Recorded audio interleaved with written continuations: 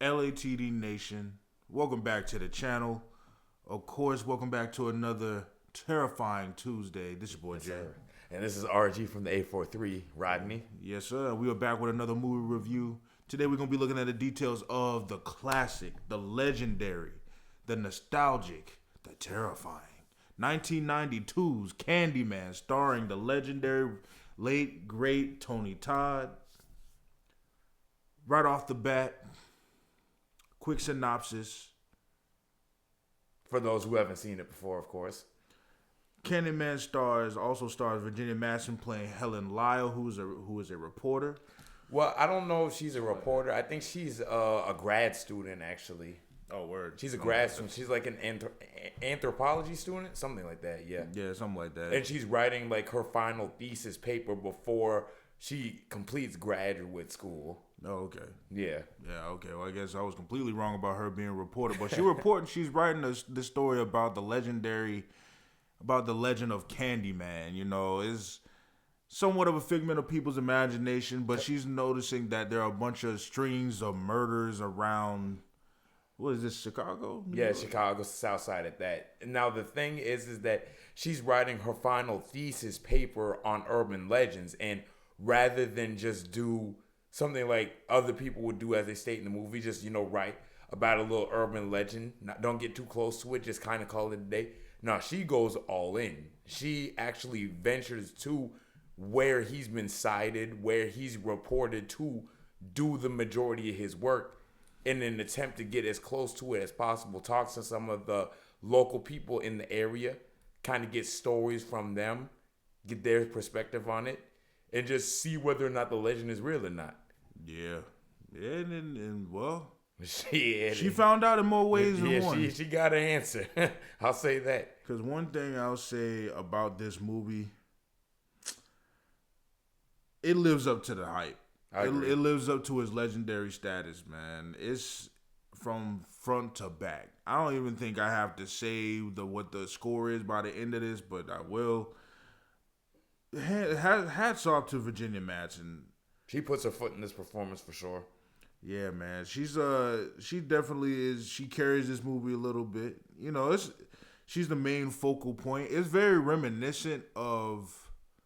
Well, I'll put it like this. I'm surprised that this movie wasn't. If the movies that are what are they called again? Smile. The Smile movies weren't inspired by this one. I see Smile. I see Candyman all in Smile. I wouldn't be surprised. Candyman, of course, is a very legendary, influential horror movie.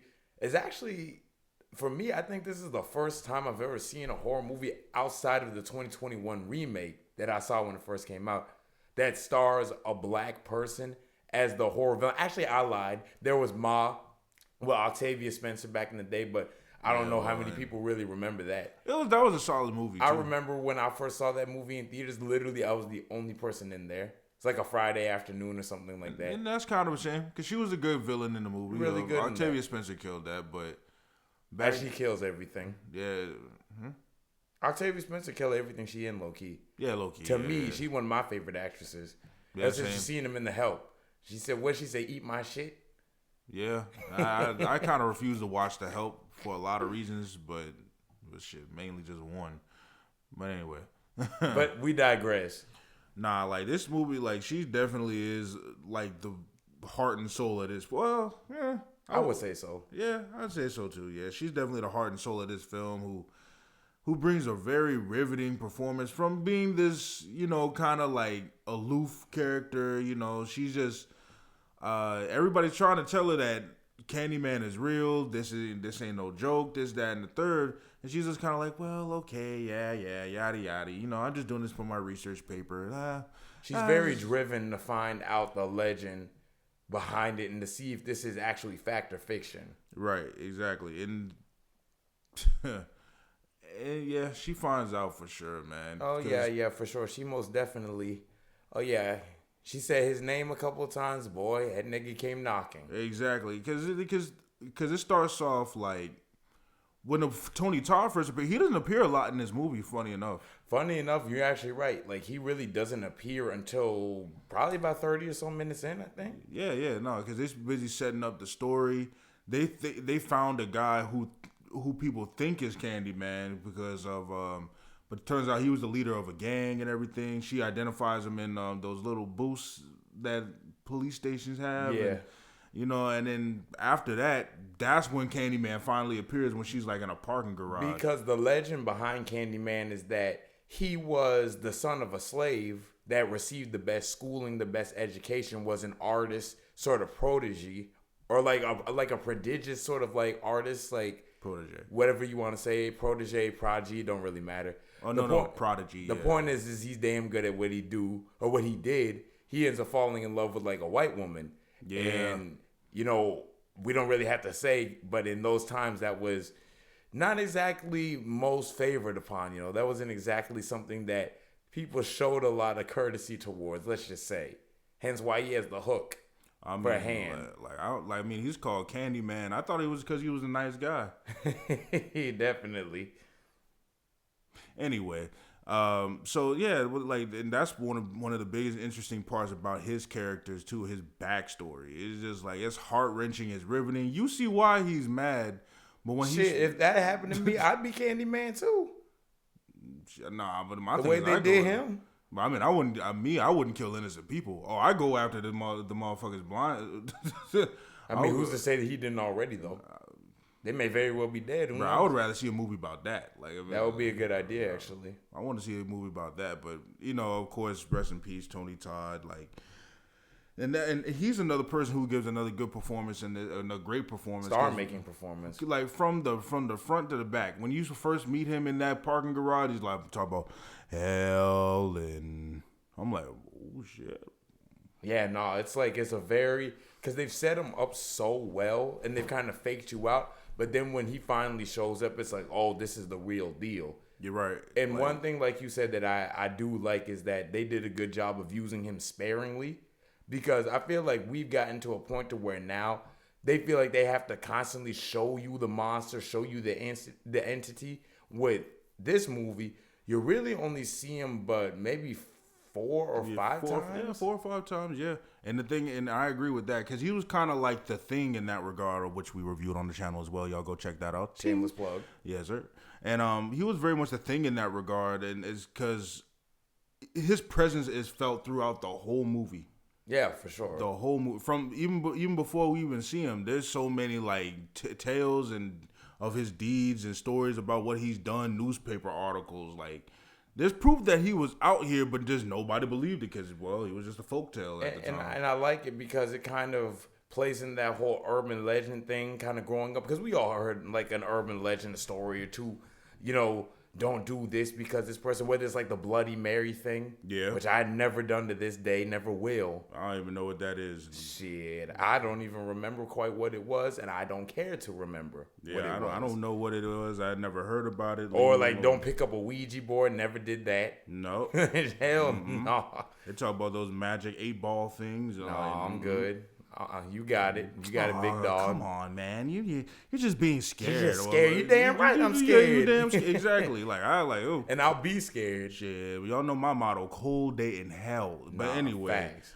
like, and this one is no different, because when you say his name 5 times in a mirror, that's when he appears and shows up. And which is the same idea as the Bloody Mary thing. Oh, word. Like you say her name or something, like you write her name in the mirror and she appears. Like I said, I've never tried it, never will. Why did you tell me? Now I want to do it. No, I'm just playing. Yeah, but shit, you can do it by yourself after I leave the house. Damn right. Like, wait, what? No, I'm not doing it at all. I was joking. Yeah, I would hope so. Okay. Whatever. Anyway. But, like, nah, but it's like, it's definitely one of those things. Like, this movie definitely does stand the test of time as well. Like, this, I probably liked it more than I like The Thing. I think it's on the same level, low key. I might like The Thing just a tad more. But one thing I will say about this movie that I do like, and this is kind of like to the point of like the era itself, because I feel like back then, because now we've gotten to a point where movies, like, they look and feel so kind of clean. Like, the production value has gone so through the roof that nothing feels gritty anymore. It doesn't feel as down to earth as it used to. With this movie, so much of it, the disturbing aspect for me is how much it looks real. It looks real. It feels real. A lot of the effects look real. Like, this looks like something that could happen. Right. Exactly. Like, whenever Candyman comes through and he attacks and he wreaks his havoc, the aftermath of it, it looks like something that you would see, like, on an investigation ID show or something like that. Yeah, no, I agree. Like, it's the practical effects in this. Like, apparently they use real bees. Like, Tony Todd actually put the bees in his mouth and all around him and stuff like that. That's dedication right there. Yeah, no, he's a legend for a reason. I'm like, man, you got that, bro. Like, I'm glad there's people like him to do that shit. Cause I wouldn't. No, hell no. The hell? Oh, that's a car engine. I'm tripping. You thinking that's Candyman? Hell no, I ain't say his name. Shit, I mean, we've been saying his name this entire review. Well, shit, we ain't looking at no damn mirror. Nah, that's true. We are in the dark, though, so who knows? Man, fuck all that. But I'm just... but no, I'll just... But you continue. Chill out, bro. We did that whole haunted hayride thing yesterday, too, man. Anyway. Vlog coming soon, too. For sure. But, stay tuned. Vanessa Estelle Williams was also in this. If y'all know her, she's... not Vanessa Williams, of course, that from various other movies that like particularly of this era. This was around the time when she first like had her breakthrough. Right, yeah. But Vanessa Estelle Williams played Anna Marie, who was a mother, who's a single mother, you know, living in the projects. This has and she does well with what she has. If y'all know her, she's from New Jack City. She played Keisha. Yeah. You know, she's more of a black legend in the hood. You know what I'm saying? Definitely. A black legend. One thing I'll say about her is that they don't give her a whole lot of scenes, but when she's in them, it's heartfelt and it's effective. Yep. Cassie Lemons played Bernadette as well. She was great too. I just hate that they always gotta do black people like that in horror movies. It's a horror movie with mostly black people in it, though. Well, he's gonna go out of the hood to kill. That's his domain. Why not? Like Freddy stay in the white neighborhoods. This is Candyman lane right here. Fuck that, man. I'm just like, I don't want to get all political, but I'll put it like Freddy this. being the considering suburbs. who the nah, you know, I'm not even gonna say it. Whatever, let's go. Anyway, go ahead. I'm not even gonna say it, bro. But like, I am sick of seeing that. Well, I mean, then again, it was 1992, so I get it and everything. But that was my only gripe with the film.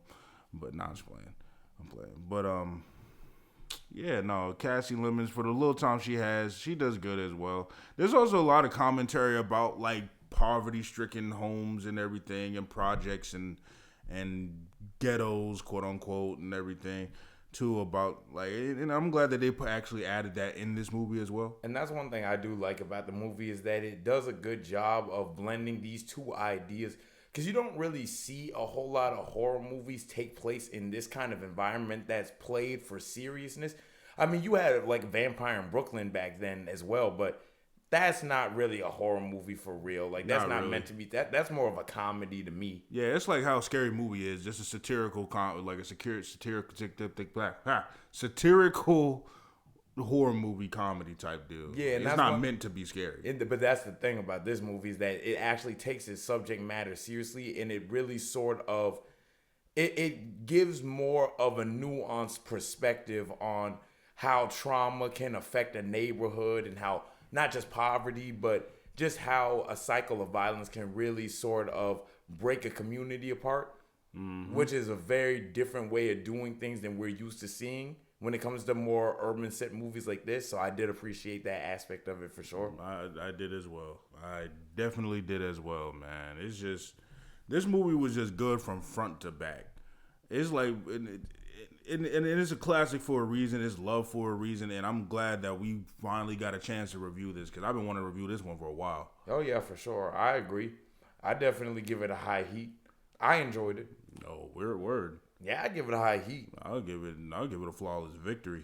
I mean, I think that the side characters could have been fleshed out a little bit more. Okay. Like Bernadette definitely could have been a little bit more fleshed out as her best friend. And that's why, like, all jokes aside, that's why I wish they didn't kill her. Yeah. You know what I'm saying? Because I wanted to see their dynamic more than I wanted to see Helen and Trevor's. 'Cause Trevor what's being there? the cheating husband and everything, and the twist that they did at the end with their characters was cool too. So it was like I like the poeticness of the ending because if y'all know, she comes back as another entity of a Candyman like entity, and she essentially gets her continues where he left off. Right, and gets her get back. So hey, which was enjoyable to see. I definitely appreciated that aspect of it. I'm like, bro, ain't no need. You've been cheating for how long? Ain't no need to feel guilty now, bro. Like, you know what I'm saying? You waiting until she dead and gone, then now all of a sudden you got a conscience. Yeah, little too late. Yeah, no, I agree with you about the side characters though. Yeah, way too little, too late. Like you crying and whining in the house with the girl that you've been cheating with. The damage is done. And it's then over. you had her admitted into a psych ward, knowing that she wouldn't come back, and had the audacity to show up at the funeral after the fact. You might as well just stayed your ass home. And then brought the girl with you. Exactly. I was like, man, did you spit on the casket too? Yeah, exactly. Like I was just, and then but the whole block showed up for her because she's the one who saved Anne Marie's kid. Helen been good in the hood, man. Mm-hmm. She would have been invited to that cookout. Oh, definitely, for sure. I don't think she would have got no pass. But I'm just if y'all know, you know. But yeah, no. Close enough. No. But anyway. But yeah, no, like I really did like the ending, but I agree with you. That's why I will bump it down from a flawless victory, but it's damn near flawless. It's high heat for me. It was a great movie. Like, I don't know if I gave Thing a flawless victory, but I think this got it for me. This is my favorite movie that we reviewed this month so far. It's between this and Thing. It is definitely it, yeah. It's between this, Thing, and Get Out, but Get Out almost don't count because like that's kind of. I mean, okay, well. Yeah, the Get Out was more of a nostalgia thing. Yeah, I'm about to say Get Out don't really count to me. Like, I've never seen Thing. I've never seen this until today, and then, when we have reviewed the Thing. But it's like, but I do agree, like, because Thing has so many aspects about it that are great, but this one has that, but they have aspects of it that makes it stand out from this. You know what I'm saying? Yeah. It's almost like different audiences are rooting for it, but this one, but the thing is, the quality in them are so timeless. It's like it's hard for me to. I want to say this one got it, but thinking about the Thing, man, it's hard because the effects are better in the. No, I see, and that's the thing. I can't even really say that. I think the Thing might be a little bit more iconic, just in terms of like the Thing itself. I think that might have it a little bit. I don't know if people know Candyman as much as they know the Thing. They're probably in similar like lanes though. Yeah, and especially for like horror, because I don't think the Thing is the most highly well-known horror movie, especially compared to like Nightmare on Elm Street and stuff like that. But I still think that it does have its own place. Right. I think that it's more of a hardcore horror fans sort of movie. Yeah, if you know, you know. So, like, I agree. I think the Thing is more well known for the monster and its effect. Yeah. But Candyman is known more from the performance. Yeah. And the character. You know what I'm saying? I would say that. Yeah, I could give it that. I feel like I just kind of repeated what I said, but I mean, shit, it's all good. Like one is more known for the effects, the other one is known more for the actors. So it's like. Because let's just be real. Do you hear about any of these characters or any of these actors outside of Tony Todd when you watch Candyman? That's true. I mean, exactly. I mean, the character itself is performed. The character itself is iconic. So, right. I mean, when you watch Candyman, you're watching it for Candyman. You're not watching for Candyman and Helen, even though Helen is great in the movie. Right. No, we love her story. We love what she did. But it's really Candyman is the main focal point, as is most horror movies, if we're being real. And my thing is, I had a versus battle already. I was ready to do my research and everything. Jason Voorhees versus Candyman, and this movie kind of it dispelled that idea. Because the thing is, if Candyman got stabbed by a piece of firewood, what is Jason gonna do? So I'm like, for Candyman, I love you, God bless, but God bless is kind of pushing crazy. it. Yeah. But I mean, God bless you regardless, bro. I ain't, you know what I'm saying? Rest in peace, Tony Todd, man. For sure. But yeah, no, that's pretty much all I have to say. Yeah, me too, bro. Like, iconic movie. I loved it. Yeah, I thoroughly enjoyed it for sure. But with Great movie to watch for the Halloween season. I would highly recommend it, as is all the movies we've reviewed so far. And hey, just stay locked into the channel. Yes, sir. I've been Jay. This has been Rodney. We're LATD. We got more videos coming. Stay tuned for the vlog on Thursday, man. Haunted Hayride, man. Y'all wait and see. God Yes, sir. bless you, LATD. Look at the details. Peace.